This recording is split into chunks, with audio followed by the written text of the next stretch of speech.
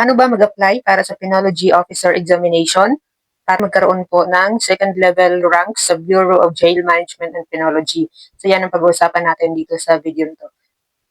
So una, para sa mga hindi pa nakakaalam, ang pitsa po ng exam ay ngayon pong June 7, 2026. Ang application period ay mula March 9 hanggang April 8. Tapos yung lalabas ang result ng exam sa July 20, 2026. So nandito yung mga testing centers para sa bawat region kung saan mayroong examination ng POE.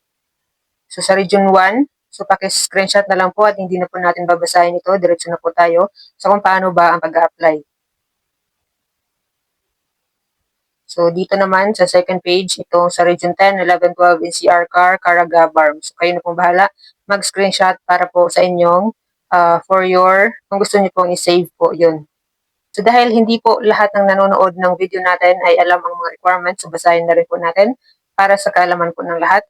Na ang requirements po, kailangan ikaw ay Filipino citizen, kailangan ikaw ay 18 years old sa time na magpa-file ka ng application. Hindi pwede yung saka ka pa mag-18 years old kapag exam na. So kailangan sa pag-file mo pa lang ng examination, ibig sabihin, kailangan March to April, ikaw ay 18 years old already. So, kailangan ikaw ay mayroong at least 72 units sa kahit na anong kurso sa kolehiyo. Hindi kailangan graduate, at least 72 units lang yung kailangan. Must be mentally and physically fit. Kasi kayo nang bahala magbasa ng iba. Yun na po yung pinaka-importante. Tapos, sa application requirements, kailangan ang fully accomplished application form. So, ang application form, kailangan yung CS form number 100. So, mayroon tayo dito sa ating YouTube channel kung paano mag-fill up ng form na yon at kung paano mag-download. Pero, take note guys, na kung sa online kayo mag-a-apply, so mamaya explain natin yung pamamaraan ng pag-a-apply. So, kung sa online kayo mag-a-apply, kadalasan, pagkatapos ninyong mag-book ng appointment, kailangan ninyong i-download at i-print yung application letter doon. Yung pag-fill up manually ay ginagawa lang kung ikaw ay mag-walk-in. So mamaya sasabihin natin yung pamamaraan na pag-apply sa bawat region. So kailangan din ng 4 pieces identical ID pictures. So kung nasubukan mo na mag-apply sa civil service exam, alam mo na yung passport ID pictures na tinutukoy dito. So para mas mabilis, punta kayo sa pinakamalapit na Photoshop, sabihin niyo pang civil service exam or pang penology exam, alam na kagad nila yung format. So kailangan kasi ito yung mga standard ng ID picture.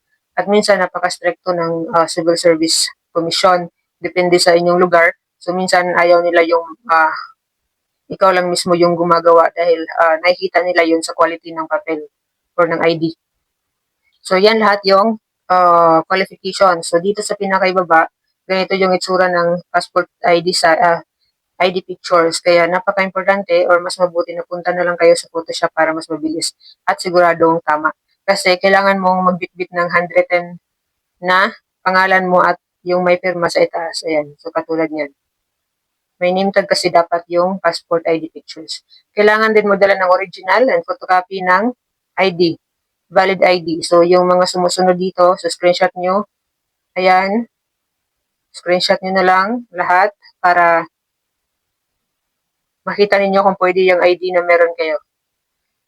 Tapos, yung examination fee po ay 700 pesos. So, hindi katulad ng civil service exam na 500 lang. Sa POE, 700 pesos ang examination fee. So, now, paano ang pag-apply?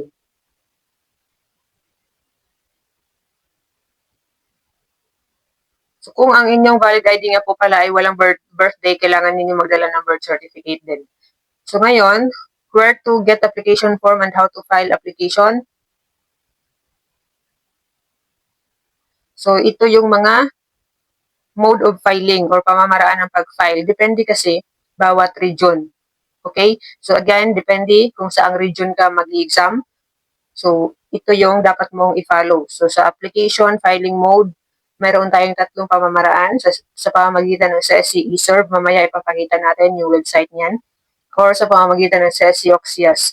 So, sa CSC eServe, ang gagamit niyan ay ang mga taga-Region 2, Region 3, Region 5, Region 6, Region 8, 9, 11, NCR, and BARM. So yan yung mga region na sa CSC e-serve kayo mag-file ng examination. Sa CSC Oxias naman na website, kung ikaw ay nasa Region 1, 4, 7, 10, 12, and CAR. Sa Caraga naman, sa mga taga-Caraga,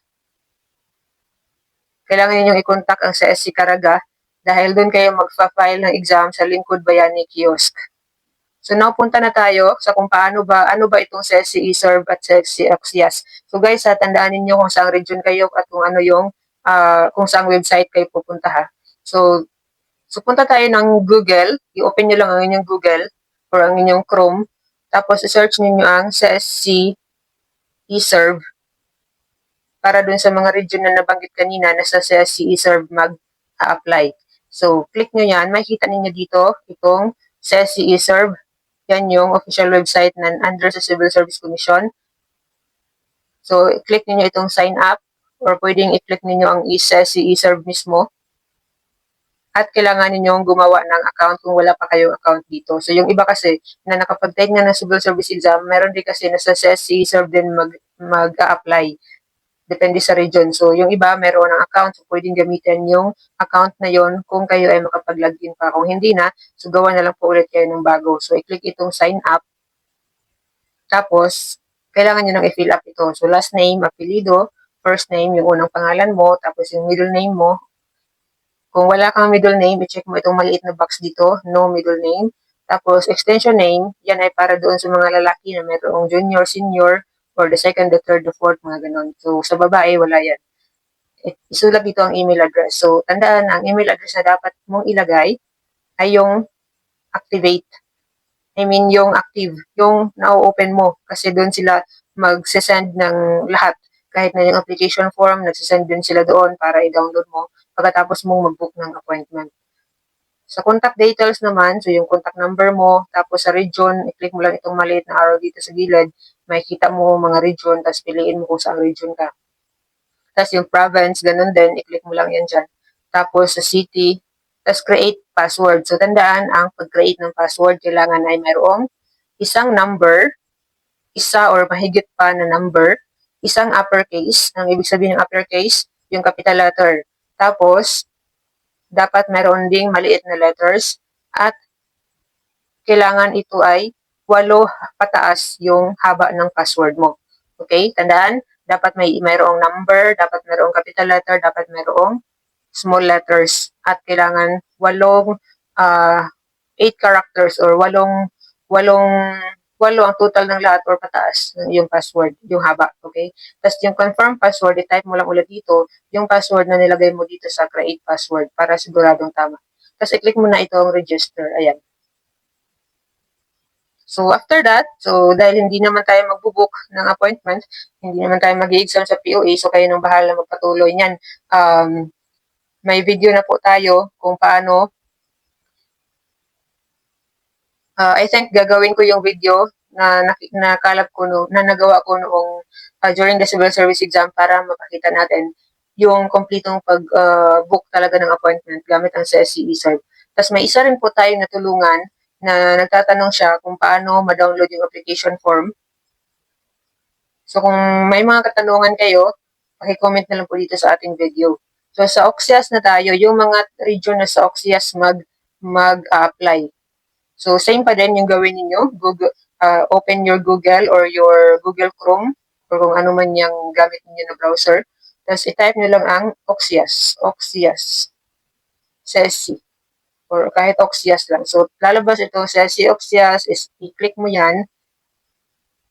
Tapos dito, ang una sa CSC Oxias, dapat pipili ka muna ng region. So guys, meron akong complete video nito, complete tutorial ng paano mag-book online sa CSC Oxias. So pakihanap na lang po, nandito lang yan sa ating YouTube channel. By the way, huwag kalimutan mag-subscribe para palagi updated sa ating mga videos. So piliin dapat, kailangan tama yung region na pipiliin mo sa pag-sign up. So ito lang yung mga region na nasa Oxias. Ang CAR, ang Region 1, 4, 7, 10, at saka 12. So, kung nakapili ka na, click mo na yung proceed. So, again, panoorin yung video natin, complete tutorial kung paano ang pag-book ng appointment kasi yung civil service exam at saka yung POE, parehas lang yan sa OCSIAS at sa SCE Serve. Yung pagkakaiba lang, syempre, yung exam na pag nai-examan mo. So, makikita nyo yun dun. So, guys, that's all for this video. Sana po ay nakatulong sa inyo ang video na to. Huwag kalimutan is click ang subscribe button.